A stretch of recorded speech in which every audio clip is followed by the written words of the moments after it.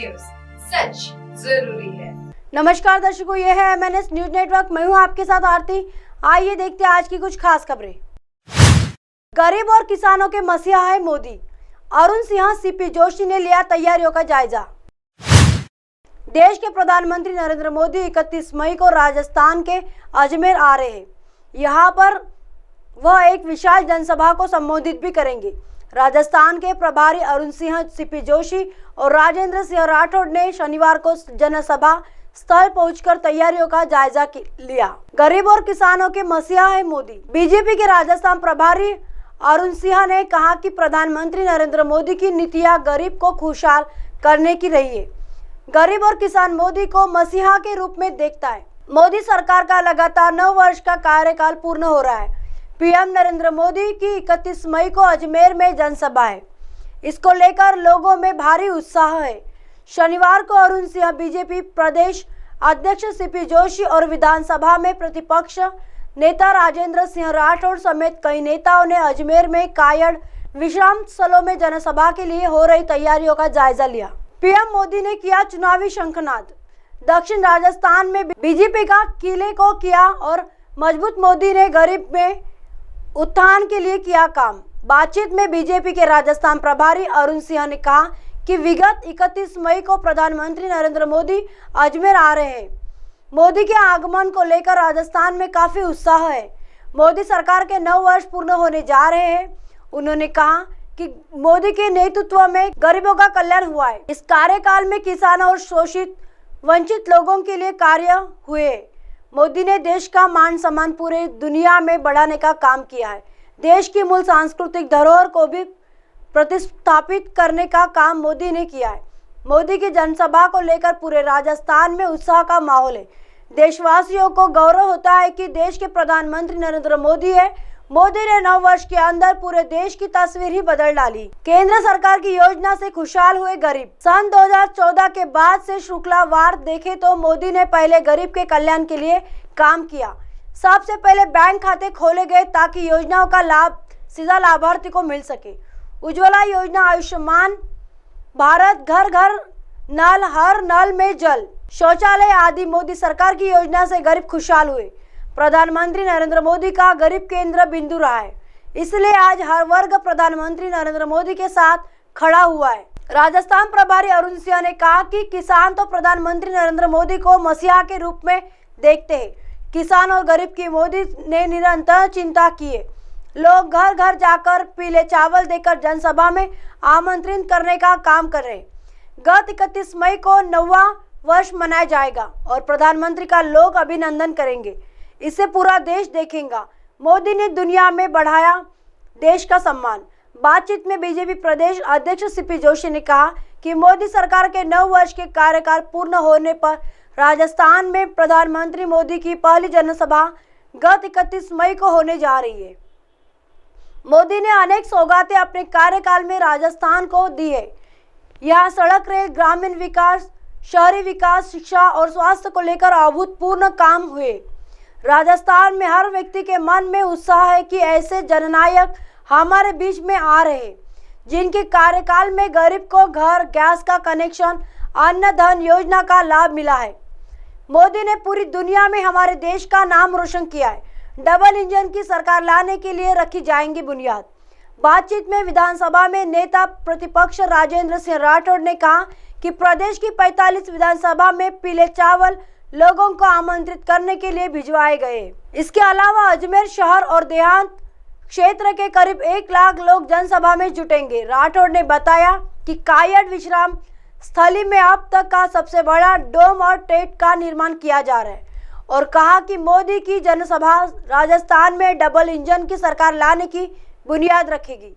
आइए देखते हैं अगली खबर की तरफ। आपकी अदालत योगी आदित्यनाथ से तुलना करने पर क्या बोले हिमंत विश्व शर्मा। चीफ रजत शर्मा के सवालों के घेरे में असम के मुख्यमंत्री और बीजेपी नेता हिमंता बिस्वा शर्मा थे। उन्होंने इस दौरान रजत शर्मा के प्रत्येक सवालों का जवाब बड़ी ही बेबाकी से दिया। इस दौरान रजत शर्मा ने सवाल पूछा कि उत्तर प्रदेश के मुख्यमंत्री योगी आदित्यनाथ और उनके बीच उग्र हिंदुत्व को लेकर कोई मुकाबला है क्या। कृपया सेब और संतरे में तुलना ना करें। इस सवाल के जवाब में उन्होंने कहा कि एक छोटे से राज्य से आता हूँ, वही योगी आदित्यनाथ उत्तर प्रदेश जैसे विशाल राज्य के सीएम है। कृपया एक सेब और संतरे की तुलना ना करें। उन्होंने कहा कि असम को लेकर मेरे कुछ सपने हैं और मैं उन्हें पूरा करने का प्रयास कर रहा हूं और मुझे भरोसा है कि जनता के आशीर्वाद से मैं उन्हें पूरा करने जा रहा हूं। मेरा सपना कि मुस्लिम युवा आधुनिक शिक्षा प्राप्त करें। असम में मदरसों को बंद करने के मुद्दे पर हिमंता बिस्वा शर्मा ने कहा कि मैं चाहता हूं कि मुस्लिम युवा आधुनिक शिक्षा प्राप्त करें। हालांकि यह देखना उनके परिवारों की जिम्मेदारी है कि उन्हें क्या शिक्षा दी जा रही है। मैं मुस्लिम समुदाय के लिए एक प्रगतिशील इकोसिस्टम बनाने की कोशिश कर रहा हूँ। आइए देखते हैं अगली खबर की तरफ। मैं पार्लियामेंट के टॉयलेट में वुजू कर रहा था, तभी आ गए राहुल गांधी। शफीकुर रहमान बर्क ने सुनाया वाकया।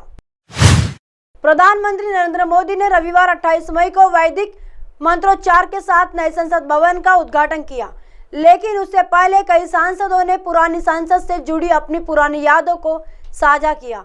पुराने संसद भवन की अपनी सबसे प्यारी यादों में से एक को याद करते हुए 92 साल के सपा सांसद शफीकुर रहमान बर्क ने एक वाकया साझा किया है। शफीकुर रहमान बर्क ने कहा, जब कांग्रेस नेता राहुल गांधी अंदर आए तो मैं एक टॉयलेट में वुजू नमाज से पहले स्नान कर रहा था। मनमोहन सिंह तब प्रधानमंत्री थे। राहुल गांधी ने मुझसे पूछा कि क्या बिल्डिंग में नमाज के लिए कोई निर्धारित जगह है।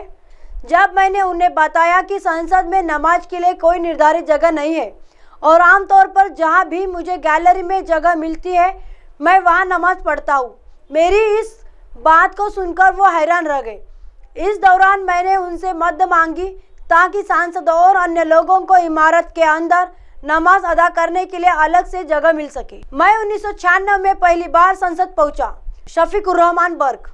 उत्तर प्रदेश के संभल में समाजवादी पार्टी के सांसद ने कहा, हालांकि पुराना संसद भवन आजादी से पहले बना था, लेकिन यह अब भी बहुत खूबसूरत है। उन्होंने याद करते हुए बताया कि सांसद बनने से पहले मैं उत्तर प्रदेश के विधायक के रूप में कई बार सांसद आया, लेकिन देश की संसद में बतौर सांसद 1996 में पहली बार प्रवेश करने का एहसास ही नहीं अलग था। मैं उस पल या उस दिन को कभी नहीं भूल सकता।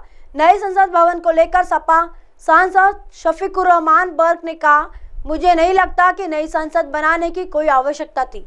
उन्होंने कहा कि पुराने वाले के पास सभी सुविधाएं हैं, हमें उसी का उपयोग करना चाहिए था। हमारी अर्थव्यवस्था संघर्ष कर रही है कि ऐसे में वह पैसा समाज के गरीब और वंचित वर्गों की मदद पर खर्च किया जा सकता था।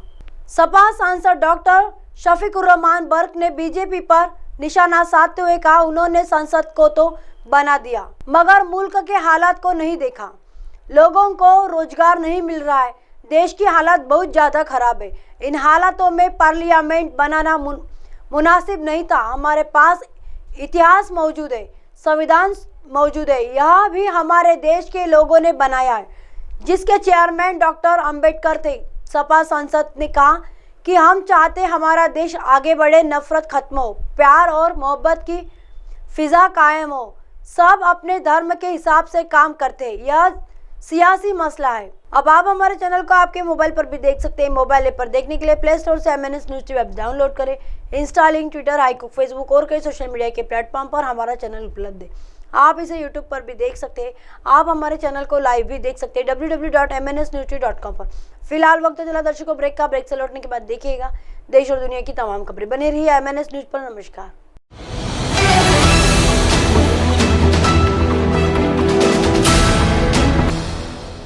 ये है MNS न्यूज नेटवर्क और आप देख रहे हैं MNS न्यूज।